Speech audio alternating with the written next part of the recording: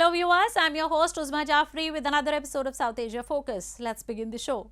Saudi Arabia, UAE, Bahrain and other major Islamic nations have honored India's Prime Minister with their highest civilian honor. This is a testament to India's closeness with the Middle East and a changing foreign policy that has become increasingly focused on strengthening relationships with the Arab world. A strong India-Middle East connection not only diversifies an aspirational India's strategic interests, but also serves the country's commercial needs. Egypt, a political heavyweight similarly committed to fighting terrorism and which also boasts one of the biggest economies on the African continent with great trade prospects, is an ideal partner for India. Join us as we take a closer look at the India-Egypt relationship and see how two ancient cultures rekindling their bonds will prove to be equally fruitful in a geopolitical landscape that is becoming increasingly dominated by the global south.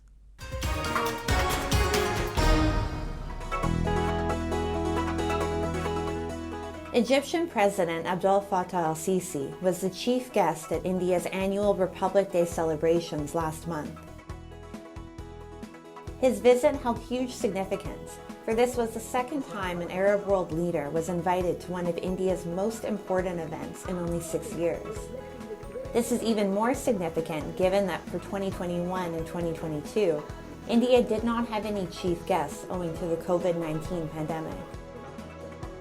India, which is fast emerging as a dominant force in the rapidly evolving global geopolitical scene, is focused on bolstering relations with the Middle East.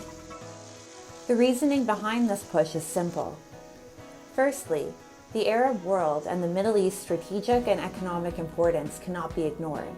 And secondly, India, who is increasingly being recognized as a global leader, cannot be exclusionary in its outlook and approach. Egypt, also called the Gateway to Africa, is a dual-layered opportunity and prospect for India. And India, being one of the biggest economies and consumers in the world, can cater to the market needs of Egypt. Both countries have acknowledged that their symbiotic relationship could be of great significance to their people.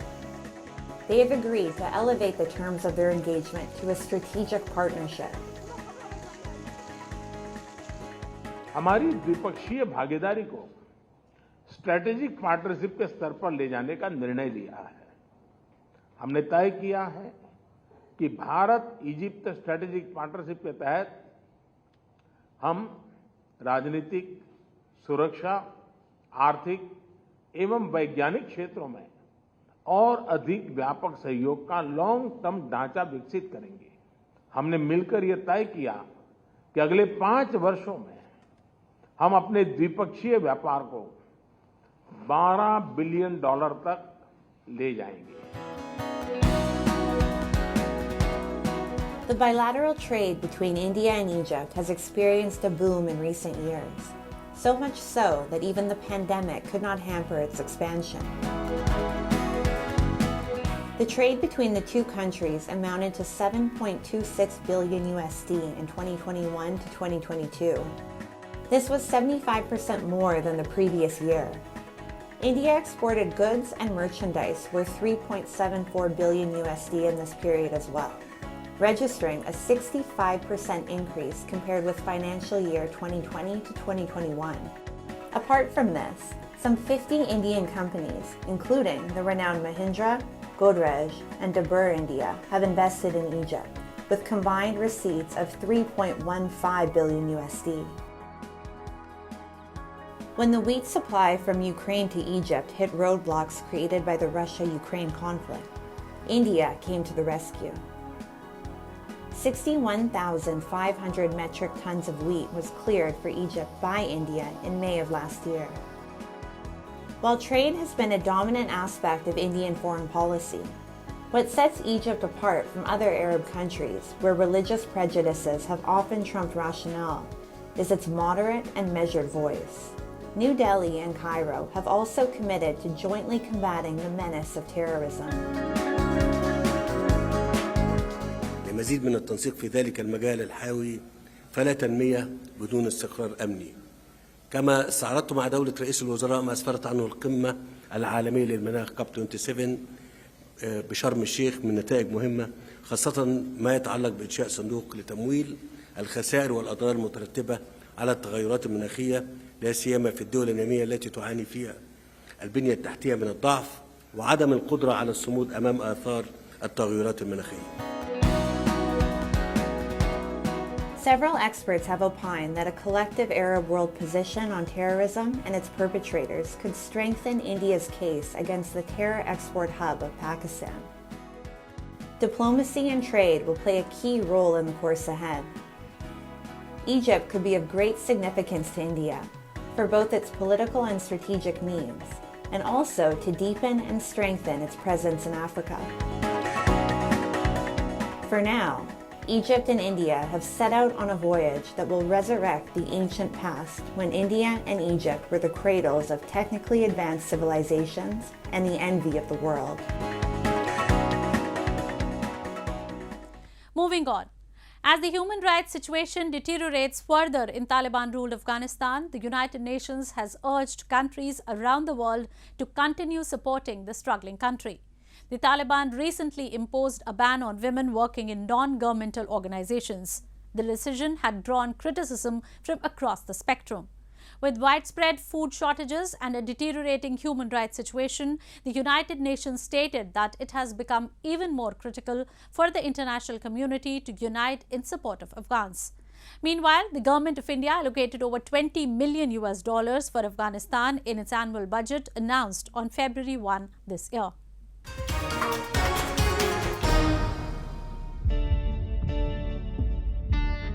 Afghanistan is returning to the previous Taliban era with no respite appearing in sight. While majority of the population has plunged into poverty bracket, many independent organizations have feared that famine may hit the country anytime. The Taliban, which was zestful while regaining the control of the country, is now failing to meet even the basic needs of its people.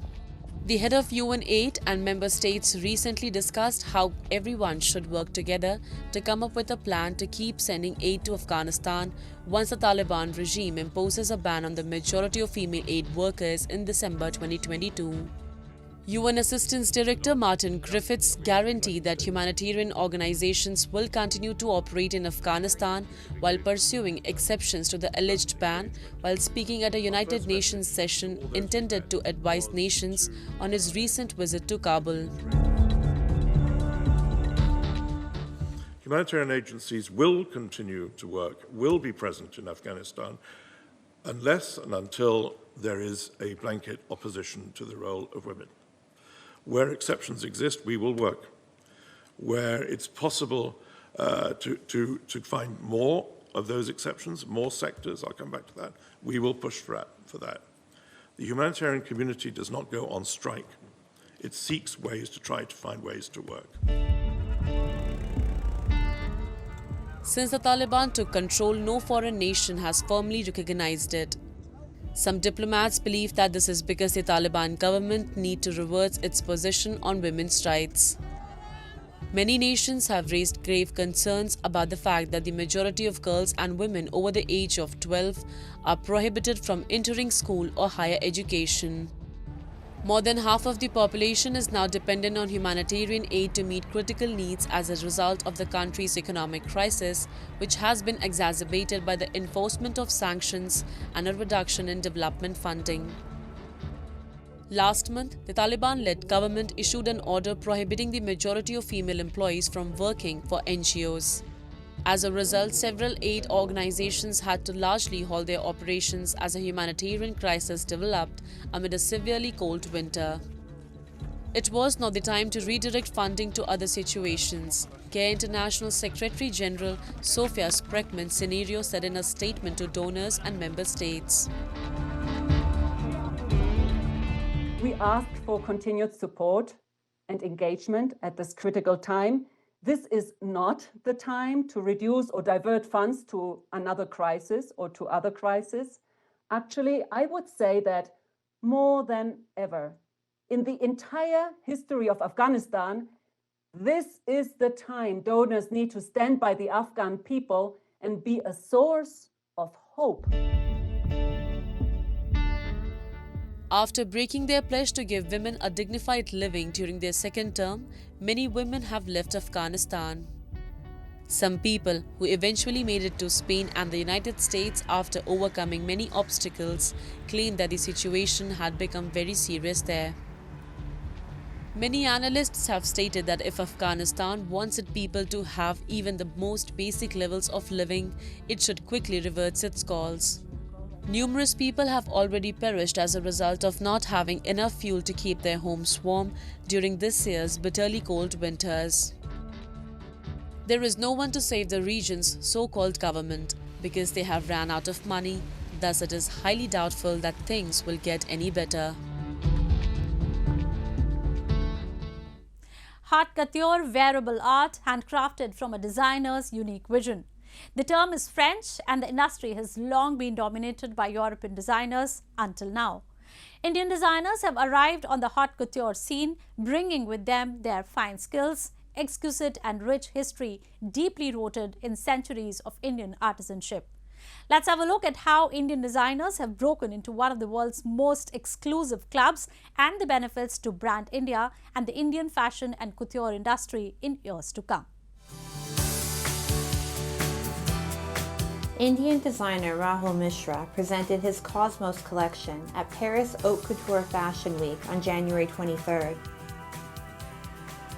Mishra is the first Indian designer to have been invited to show his collection at this prestigious event, having debuted in Paris last year. This year, Mishra was joined by Gaurav Gupta, who presented his collection on January 26th, Republic Day. Haute couture, or literally high sewing, is the creation of high-end, custom-fitted pieces made by hand from beginning to end. Mishra's Cosmos collection, for example, showcased pieces which took from between 400 hours to 7,000 hours to make. Mishra has also been known to employ artisans from various villages across India who all worked from their homes.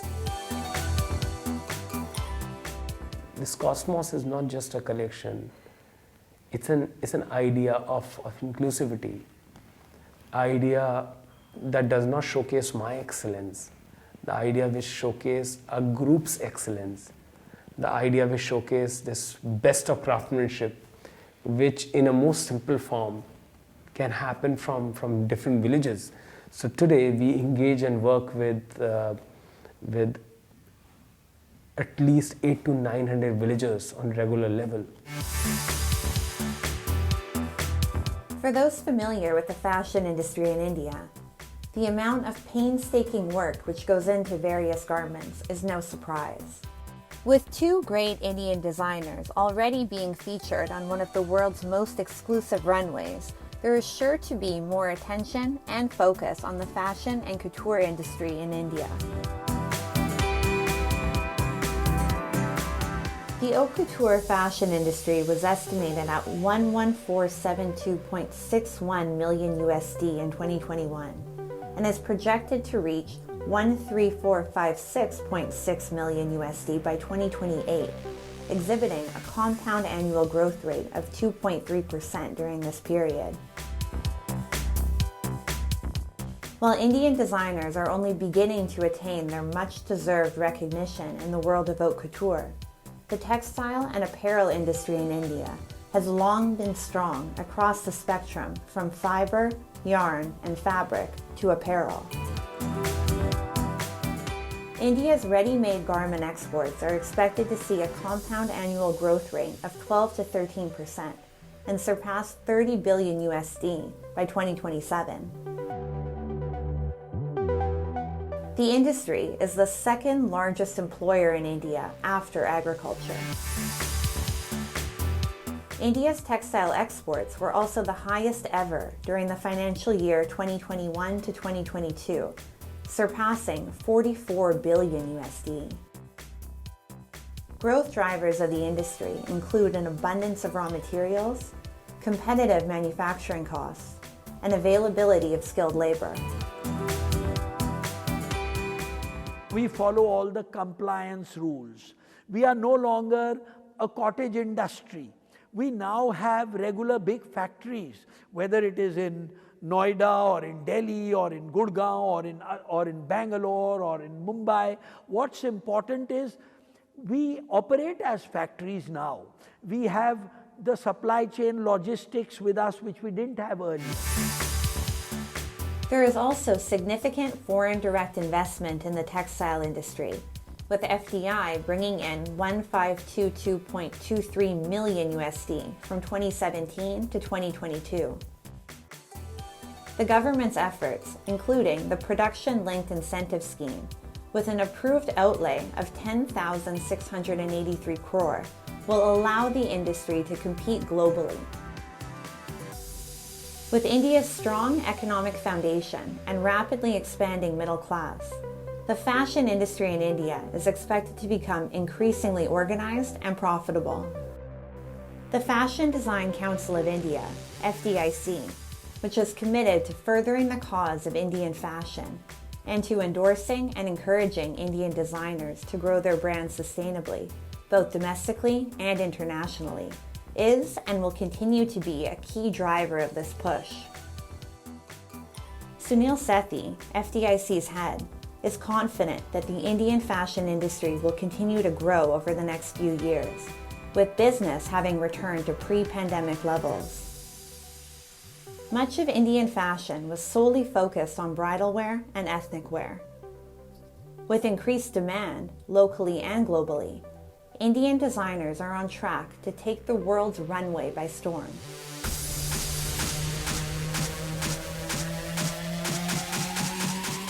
With Rahul Mishra and Gaurav Gupta already holding their own amongst the world's top couturiers, Brand India's take on the global fashion industry is soon to be another notch in her belt.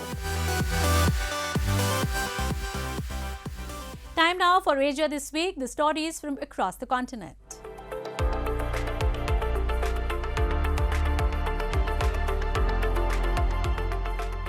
The Philippines has granted the United States expanded access to its military bases, the defense chief said this week amid mounting concern over China's increasing assertiveness in the disputed South China Sea and tensions over self-ruled Taiwan. Washington would be given access to 4 more locations under the 2014 Enhanced Defense Cooperation Agreement or EDCA, US Defense Secretary Lloyd Austin and Philippines Defense Secretary Carlito Galvez said in a joint news conference. Austin, who was in the Philippines for talks as Washington seeks to extend its security options in the country as parts of efforts to deter any move by China against self-ruled Taiwan.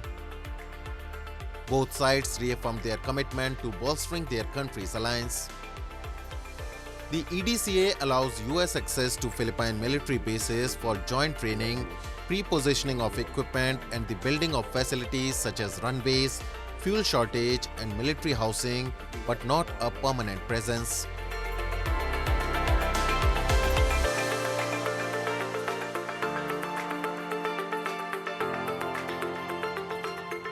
Japan's archipelago features a variety of tourist destinations on both the mainland and other islands. All Nippon Airways or ANA contributes to connecting these attractive spots by flight. Shikoku, one of the islands, has a very appealing tourism spot in Ehime Prefecture. It charms and satisfies visitors. Kimono, an influencer with 1.4 million followers, mom and her family come to Ehime. Ehime is well known for its mandarin orange production. At the airport, this water supply supplies mandarin orange juice. Sayuri Kurokawa is an ANA cabin attendant and a good informant of Ehime's charm. She also has a job on a mandarin orange farm. ANA intends to grow mandarin oranges under its control and supply their juice on flights. Ehime has its famous local cooking, sea bream and rice. Ehime has the island for a farm of sea bream. That meal provides enjoyment of raw fish, white rice and Japanese soup. They are the substance of Japanese cooking's taste.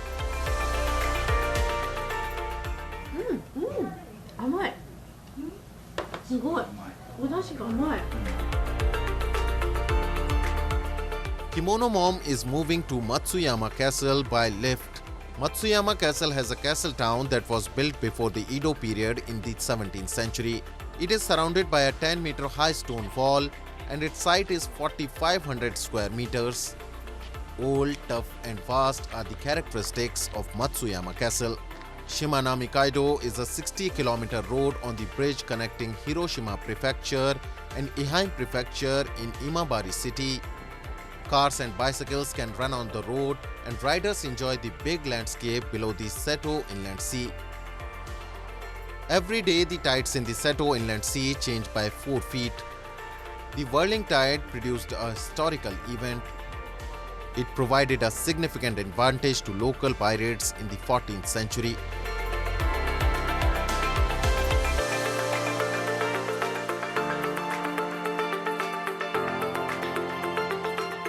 To focus on tourism for foreign travelers, the Japanese credit giant JCB is planning a significant cashback promotion. It will continue till April. That benefit is limited to foreign-issued JCB card holders. Qualifying status is held by 34 million card holders. JCB's member store Daimaru is one of the Japan's largest department stores, attracting many customers every day. Daimaru is looking forward to an increase in inbound customers in addition to Japanese customers. 昨年の12月なんですけれども、大丸東京店ではインバウンドの売り上げがコロナ前の売り上げを超えました。大丸でもですね、5% オフキャンペーンをやっておりますので、JCB さんのキャッシュバックと大丸の 5% オフと、このダブルの、お得感で非常に多くのお客様にですね、JCB カードをご利用いただいているのが今の現状でございます。The JCB card is available for use in every member shop in Japan. Foreign tourists benefit greatly from JCB's hospitality. Furthermore, it helps to boost the local economy.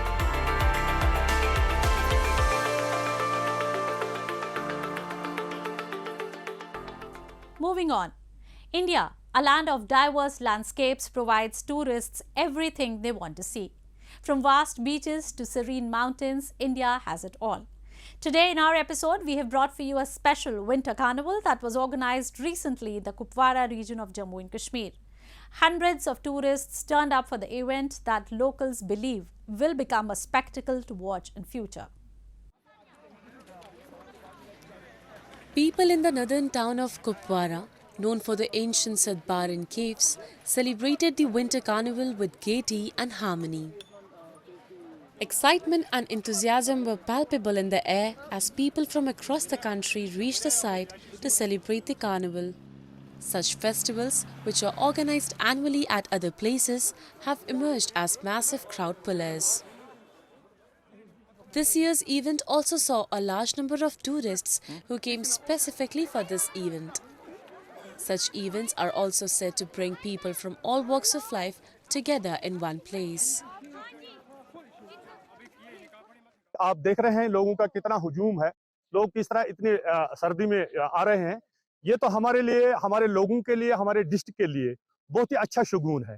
ऐसे initiative लिए जाएंगे कारवेंटर में भी, आज भी, कल भी लेंगे, हर जगह पर लेंगे तो नौजवानों को रोजगार मिलेगा। Rich in culture and diversity, Jammu and Kashmir is well known for its people's unity. Young women dressed beautifully in fair attire were seen performing traditional dances at the carnival. Locals and organizers said they were immensely benefited by such a huge crowd turning up for the festival. They said they were working hard to further improve the quality of the experience for people who come for the festival. और मैं बहुत खुश हूँ, बहुत खुश इस बात से ज़्यादा हूँ कि जो रिस्पांस मैं देख रहा हूँ। जब मैं आ रहा था इस तरफ, जिस तरह से लोग पार्टिसिपेट करने के लिए आ रहे हैं, बहुत मुबारकबाद है लोगों को, कुपवारा की आवाम को। The soothing beauty of Jammu and Kashmir can make anyone fall in love with it. The serene beauty of the nature provides tourists a unique experience of both calmness and excitement. This carnival was organized to uphold and encourage tourism and bring tourists to underrated but beautiful places like Kupwara. And it is safe to say that the festival has accomplished what it set out to do and will gain even more in the future.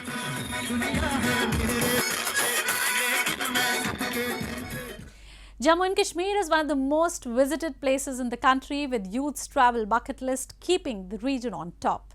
With that, we come to the end of this week's episode. See you next week. Goodbye and take care.